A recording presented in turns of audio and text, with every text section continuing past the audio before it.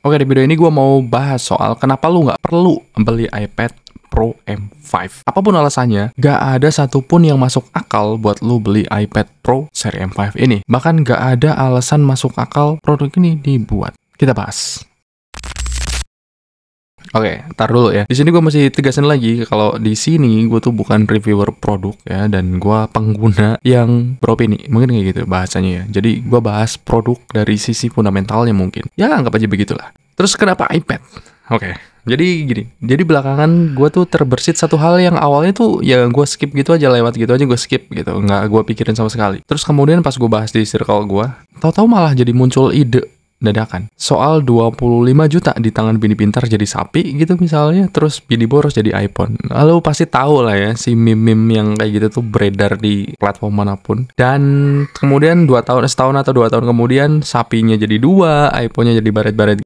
Nah, dari meme itu terus kemudian gue sempat nanya-nanya juga ke beberapa orang, kalau pegang 25 juta nih misalnya buat diolah bakal dipakai apa. Dari jawaban yang gue dapat ya, ada yang bilang ya simpen dulu lah, belum kepikiran bakal beli apa. Terus ada yang didepositoin gitu, atau beli reksadana ya kan, yang udah pasti ada cuannya tuh tiap tahun. Beli kripto gitu yang spekulatif misalnya. Terus mungkin yang klasik banget ya, karena gue bukan tinggal di daerah perkotaan, ada yang jawab juga bisa dipakai, bakal dipakai buat beli motor. Biar apa? Biar dia bisa kemana-mana. Oke. Dan dari situ jujur aja gue kepikiran satu hal. Kenapa gue nggak bikin program modal 25 juta dan gue jalanin setahun? Bakal jadi apa? Nah, dari situ jawaban gue adalah iPad Pro M4. Awalnya gue juga sempat mikir M5 sih.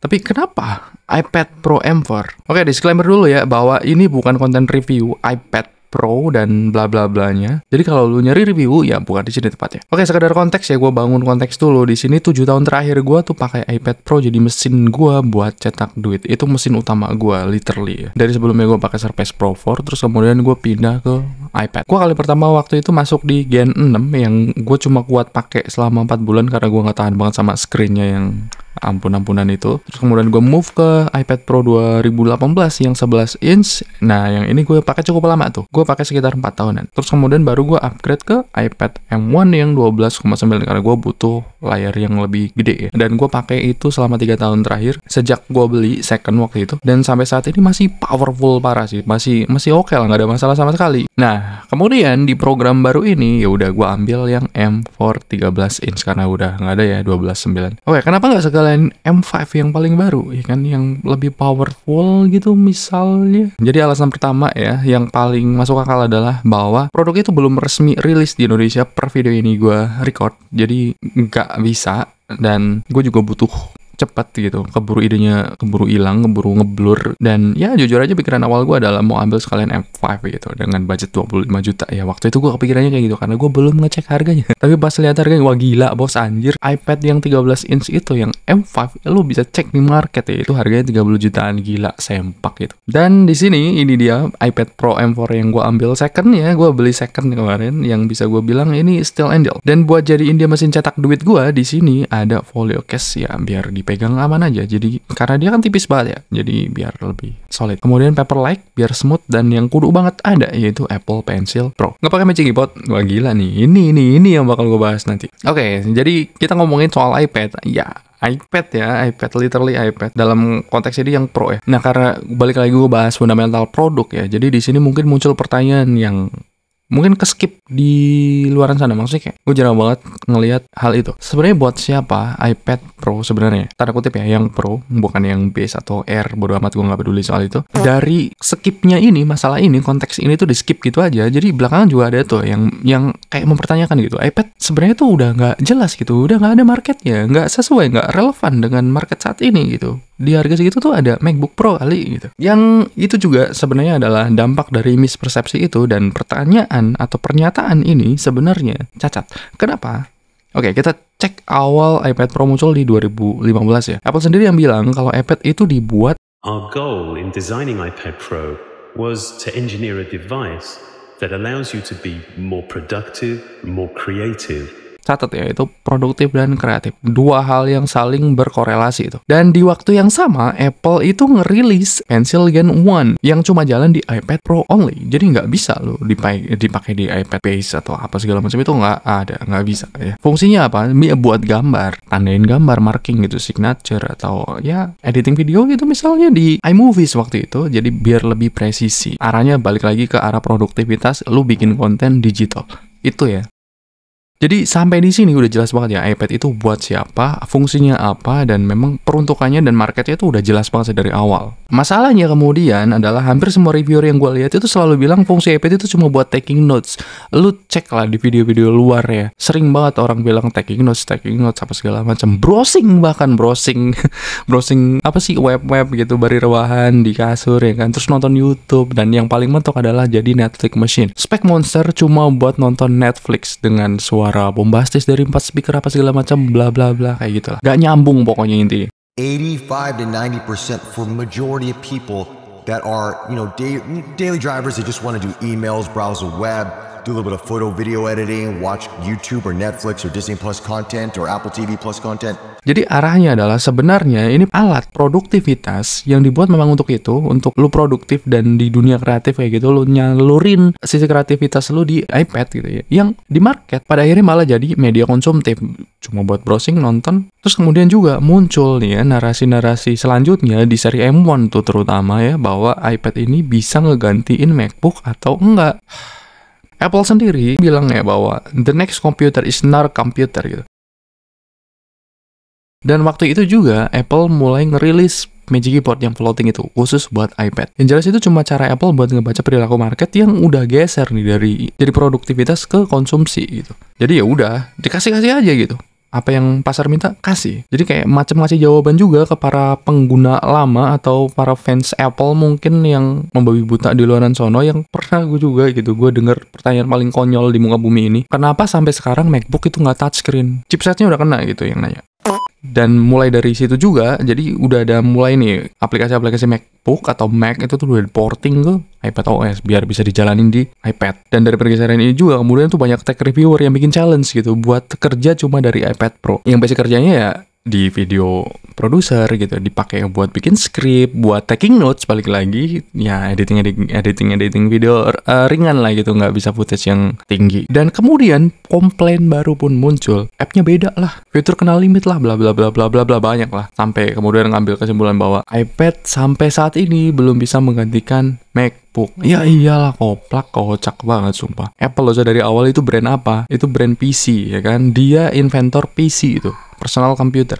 Produk utamanya ya PC. Baru kemudian masuk ke market ponsel lewat iPhone ya kan, dan jadi solver gitu. Waktu iPhone muncul ya udah, itu seharusnya handphone kayak gitu, jadi trendsetter ya kan sampai detik ini tuh. Nah dari situ kemudian pengembangannya lewat di tablet, yaitu iPad. Awal-awal dia memang buat media konsumsi ya, buat foto galeri, buat apa sih namanya, kayak browsing-browsing biar lebih lebar kayak gitu sebelum jadi Pro. Terus kok bisa-bisanya kepikiran kalau iPad tuh bakal bisa dibuat gantiin MacBook? Kan aneh, lu kira Apple mabok apa gimana? Dia lo punya MacBook ya, dari mulai yang base, Air, sampai yang Pro, Mac Mini, Mac Studio, iMac, Mac Pro itu yang paling dewa tuh, yang kayaknya belakangan gue jarang banget ngeliatnya. Jadi iPad pada kenyataannya itu cuma bagian kecil dari ekosistem Apple yang begitu luas ya, yang saling terintegrasi satu sama lain. Kok ya bisa dari hal sesepele itu kok kepikiran gitu kalau Apple tuh bakal bikin produk pengganti produk utamanya mereka? Kan logika lu kemana? Dan di kasus gue balik lagi ya, gue tuh pakai iPad buat generate kontennya, terus kemudian finishingnya masih pakai MacBook.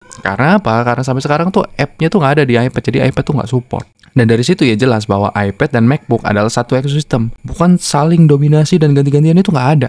Nah ngomong soal mabok nih, Apple juga memang sempat mabok pas naruh kamera berlebihan di iPad Pro. Dan masalahnya pengembangan itu tuh, penambahan fitur-fitur kamera yang nggak guna itu tuh user yang bayar. Apple cuma bikinin doang, gue punya ide nih, Apple punya ide nih, bikin user yang bayar, padahal nggak kepake. Dan ya, pada akhirnya mereka tuh belakangan nurunin lagi kan kameranya, cuma jadi single doang tuh di M4 dan M5-nya. Gak kepake, dan toh sampai sekarang juga, meskipun udah tinggal sebiji tuh, yang gak kepake tuh depan ya, kamera depan buat Zoom call, Zoom meeting, apa segala macam. Naik performanya tiap tahun tuh 30% bla bla bla, benchmarknya miliaran bla bla bla, angkanya tuh layar bonceng segala macam tuh yang M4 sama M5, best iPad we ever made lah pokoknya kayak gitu selalu ya. Apakah semua itu sepenting itu? Tidak sama sekali, kagak. Kalau cuma dipakai buat taking notes, nulis script, browsing YouTube dan Netflix, semua spek monster itu tuh nggak ada pentingnya sama sekali, nggak kepake. Bedanya cuma di loading paling, nggak penting gitu. Lu nonton Netflix ya gambarnya kayak gitu, layarnya kotak ya kotak juga gitu. Nggak bakal ganti. Yang bahkan nih ya, kalau kebutuhan lu cuma kayak gitu nih, lu tuh sama sekali nggak butuh iPad. Lu bisa lakuin perilaku konsumsi itu di media yang lain. Apalagi sampai lu beli iPad tiap tahun itu tuh udah gila namanya. Gila. Nah di sini gue sebagai user, gue tuh sama sekali nggak peduli sama angka benchmark, dan biasanya balik ke fungsi dan ide dari produk itu sendiri. Ini fungsinya kepake atau enggak, butuh gue apa, ya udah kayak gitu doang yang gue pertimbangin. Dan yang gue rasain ya, pas harian gue pakai nih, di sini gue masih ada M1 kan, dan M4 itu gue pakai berganti itu tuh nggak ada bedanya sama sekali. Ya mungkin ada di animasinya lah, yang M4 itu lebih smooth. Ya udah gitu aja. Buat main game juga, di sini gue bukan gamer BTW, dan di sini gue cuma buat main PUBG. Keduanya masih sama aja performanya, cuma M1 mungkin agak lebih anget dan baterainya mungkin juga udah mulai loyo ya karena 4 tahun beredar kan. Dan balik ke kasus gue yang pakai M1 3 tahun terakhir dengan usia device yang sekarang udah 4 tahun pasca rilis, itu pun gak butuh sebenarnya yang namanya upgrade ke M4, M5 itu sama sekali gak butuh, karena ini tuh masih powerful banget untuk ngelakuin kerjaan gue. Apalagi cuma yang misalnya nulis notes gitu ya, nonton Netflix, itu gak ada ngaruh sama sekali, gak butuh sama sekali iPad bahkan. Ya cuma karena gue ada program modal 25 juta ini aja, jadi ya gue adain unit ini sekaligus jadi siklus gue juga di transisi alat buat disiplin baru. Dan dalam kasus ini, di program 25 juta setahun jadi apa versi gue, total modal yang gue keluarin buat M4 ini rupanya nggak tembus 20 juta, masih under ya. iPad Pro M4 gue beli di bawah 16 juta, itu best deal banget yang gue temuin. Terus Pencil Pro ada di 1,8, Polycast cuma ada di 300 ribuan, gue nggak tahu ini KW atau enggak. Paperlike ada di 360 ribuan, yang kalau di total cuma ada di 18,5 juta lah, dari target modalnya tuh 25 juta. Bandingin kalau misalnya gue ambil M5 nih dengan spek yang sama M4 yang gue ambil ini, apalagi yang baru, wah gila, itu 30 juta lebih, nggak rasional sama sekali. Terus mungkin ada yang bilang di luar sana, ya balik lagi ke preferensi masing-masing aja sih. Misalnya mau ambil iPad ya serah lu, ngambil masalah lu. Gak ada tuh manusia di muka bumi ini yang butuh iPad Pro M5 untuk ngerjain kerjaan reguler gitu di internet. Apalagi kalau cuma jadi Netflix machine gitu, tempat nonton Netflix itu tuh lu bisa beli TV sejutaan tuh ya. Lu bisa nonton Netflix sampai mukanya lu kotak ya, nonton TV tiap hari itu. Nggak perlu bayar 30 juta, bos. Apalagi kalau lu udah punya M4 yang setahun terakhir lu cuma pakai buat YouTube sama Netflix. Nggak habis pikir sih gua, kok bisa gitu ada orang begitu ya. Udah gitu pensilnya nemplok lagi. Keyboard ngefloat, Netflix. Tapi ada sih, kapan hari itu gue nemu gitu orang jualan di mana gitu, lupa gue. Jual M4 apa M2 gue lupa ya. Itu yang 1 TB, gila bayangin. Dia beli yang 1 TB plus pensilnya. Dia bilang 6 bulanan pakai cuma buat YouTube sama Netflix. Pensilnya nemplok, bos. Untung nggak pakai floating keyboard tuh. Terus dijual rugi katanya, sepaket sama pensilnya. Astaga, gue bingung loh. Dia mikir apa gitu pas dia belinya itu. Jadi balik lagi soal iPad Pro M5.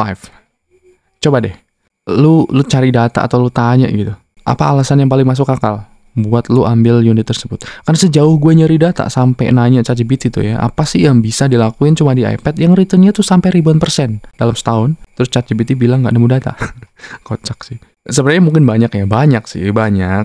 Kayak misalnya lu arsitek gitu, lu bikin desain di iPad apa segala macam, yang sebenarnya basically lu bisa bikin itu di MacBook dan nggak butuh iPad. Kemudian kayak trading misalnya, ya lu nggak butuh iPad, lu bisa jalanin dimanapun gitu. Nggak butuh iPad sama Pencil Pro itu nggak butuh. Tapi dari situ kita bisa ngeliat juga kalau potensi return yang dihasilin dari iPad itu bisa gede banget tergantung dari penggunaan. Ya balik lagi tapi ya ke arah produktivitas, bukan lu cuma pakai buat nonton Netflix sama YouTube, kocak. Basically lu nggak butuh iPad.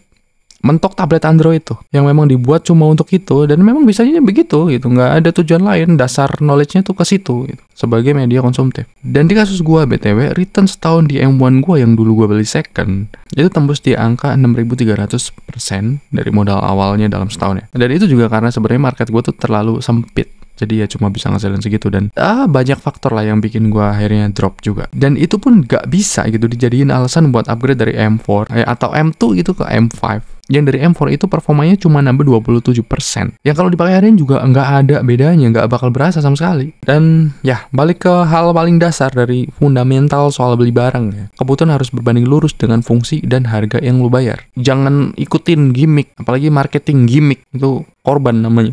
Jadi selama 7 tahun gue bisa bilang kalau gue ngandelin iPad banget buat jadi mesin cetak uang gue. Dan selama ini gue sama sekali nggak pernah ngukur gitu performa dari benchmark. Tapi dari berapa banyak yang bisa gue hasilin dari produk tersebut, dari alat itu gitu. Dan kalau lu ngerti fungsi dari dasar produk ini nih, iPad Pro ini ya, iPad itu bukan gadget, ini mesin cetak duit bos. Sama kayak kasusnya kebalik lagi ke topik awal ya, 25 juta beli apa? Sapi atau iPhone atau lainnya. Gue bisa bilang kalau dengan lu beli sapi ya, itu udah nalar paling absurd banget untuk zaman ini terutama. Bahkan zaman dulu pun. Kenapa? Karena lu mesti ngerti soal sapi, siapin lahan, kandang yang juga anti bau karena lu hidup di pemukiman warga ya kan, bukan di hutan. Terus kasih rumput, vaksin dan jagain pula ya kan. Sewa jasa kawin, dan muncul sabrek masalah lain yang bakal muncul bertubi-tubi. Boro ya dalam setahun tuh beranak. Setahun masih hidup aja tuh udah udah untung gitu. Pun ya, ini catet ya. Kalau sapinya sampai beranak pun tuh sebiji dalam setahun, mentok dia cuma sebiji ya. Mentok ini udah paling optimis nih. Itu kalau dijual tuh anaknya itu cuma returnnya 12-20%. Kocak tuh nggak ketemu gitu. Terus misalnya kalau opsinya adalah lu taruh di deposito ya, dan cuma 2-7% per tahun. Iya, itu lu cuma dapat 1,7 juta dipotong pajak bunga deposito itu gede banget gila, 20%. Jadi lu paling cuma dapat 1,4. Jadi dari 25 cuma jadi 26. Misalnya beli motor dipakai buat beli motor nih, bisa dipakai kemana aja gitu. Ya, oke lah, sejauh lu pergi pakai motor tuh sejauh apa gitu. Jualan misalnya ya, oke, kita pakai hitungan masuk akal bisa tembus ke 60-250% tuh dalam setahun ketika lu pakai produktif jualan ya untuk motor ya. Terus gimana kalau lu beli iPhone? Nah, ini beda kasus bos. Dari unboxingnya aja atau lu jalan ke tokonya aja lu udah bisa kontenin pakai Android ya kan, pakai kamera yang ada gitu. Lu bisa kontenin tuh, unboxingnya aja itu bisa rame tuh, bisa langsung lo monetize gitu. Nggak butuh kandang ya kan, bisa lu kantongin dan bahkan nambah gengsi tuh ya kan. Value lu tuh di mata klien bisa nambah dengan cuma lu pakai iPhone gitu sih yang gue denger. Terus bisa kemana-mana lebih jauh, bahkan lu bisa lintas planet ya kan. Lu tinggal buka Gmap, udah melalang buana lu, seluruh bumi lu puterin ya kan, sampai bisa lu ketemu penguin gitu atau ngobrol sama orang di Afrika. Intinya adalah lu pakai iPhone itu buat konten setahun, itu lu bisa kebeli sapi sekeluarganya, nggak cuma sebiji doang. Dan ini yang paling penting nih ya, satu hal yang mungkin bisa lu catet nih dalam benak lu, bahwa iPhone itu memang perangkat konsumtif bagi orang-orang yang nggak ngerti, yang konsumtif doang. Dia pikir beli iPhone itu bisa naikin gengsi apa segala macam, itu bisa jadi media konsumtif doang, apalagi kalau sama sekali nggak dibutuhin, sama sekali nggak dipakai. Tapi sebenarnya bagi orang yang tahu nih ya cara muterin atensi, iPhone adalah mesin cetak duit paling efisien yang pernah dibuat oleh manusia. Cuman karena memang gue bukan orang yang aktif di medsos, jadi ya gue belinya iPad ya, yang itu lebih masuk akal buat gue kelola dan bisa kebeli iPhone. That's it.